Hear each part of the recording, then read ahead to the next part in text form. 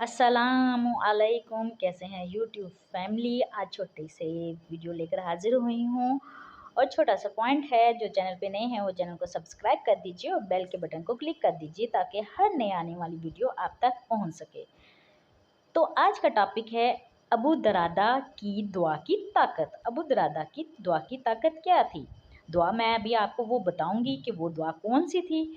ये जो मैंने अबू दरादा की दुआ बताऊंगी, इसकी एक और ताकत सुन लीजिए। इसको हदीस में दुआए हज़रत अबू दरादा रज़ियल्लाहु तआला अन्हु कहा जाता है और लिखा भी जाता है।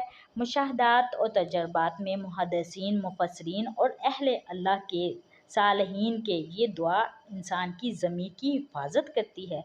आप ये पहली दफ़ा सुन रहे होंगे। ये ज़मीर बीत जाता है, ये ज़मीर बराए फ़रोख्त भी होता है, बाज़-औक़ात ये ज़मीर अंधा भी हो जाता है, इसे कुछ नज़र नहीं आता और ये ज़मीर बाज़-औक़ात अपनी बेटी को भी बेच देता है और ये ज़मीर बाज़ दफ़ा अपनी बीवी की अस्मत को भी नीलाम करा देता है।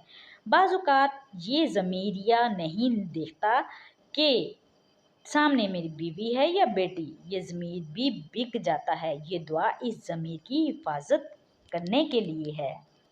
मैं आपको बहुत बारीक बात आपको इशारों में बता गई हूँ, बहुत सी निशानदही कर गई हूँ। ये मसनून दुआएं ज़मीर की हिफाजत करती है। जिसकी ज़मीर की हिफाजत होगी वो माशरे का सबसे शफ़ाफ़ इंसान और अल्लाह का महबूब इंसान होगा। जिसका ज़मीर साफ़ शफ़ाफ़ है, माशरे का भी वो होनेस्ट यानी कि ईमानदार इंसान है। इसे दुनिया का शफ़ाफ़ तरीन इंसान कहेंगे। इसे मामलात का सच्चा और खरा कहें या इसे सब के साथ बेहतरीन अल्लाह के यहाँ सईद होगा, बावकार होगा, कलंदर कह दें, इसे नजीब, नकीब, बरार, सदीक कह दें, नबी नहीं कह सकते, जो वल्दियत के अलकाबात हैं वो कह दें। वो दुआ ये है, ये दुआ इसके ज़मीर की हिफाजत करती है। इस दुआ के अंदर बड़ी ताकत है, याद रखिएगा।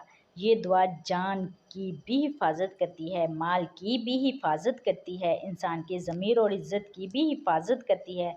दूसरे लफ्ज़ों में इस दुआ के अंदर रूहानी ज़मीन की भी हिफाजत है और जिस्मानी दुनिया की भी हिफाजत है। इस दुआ के अंदर आलम शहूद की भी हिफाजत है और आलम बरज़ख की भी हिफाजत है। हत्ता कि बाज़ मुहद्दिसीन ने अपने मुशाहदात में ये लिखा है, जिस तरह आयतल कुर्सी दुनिया में हिफाजत करती है, इसी तरह बादल विसाल मैयत की भी ये हिफाजत करती है। इसलिए जिस मैयत को आयतल कुर्सी पढ़कर हदिया कर दिया जाए, इसकी मैयत की कब्र में 4000 नूर भेजते हैं, 4000 मग़फ़िरत होती है, 4000 गुनाह माफ़ होते हैं, 4000 रहमतें होती हैं, 4000 बरकतें अल्लाह इसकी कब्र में दाखिल करते हैं, जिसको एक दफ़ा आयतल कुर्सी पढ़ के हम लोग हदिया करते हैं।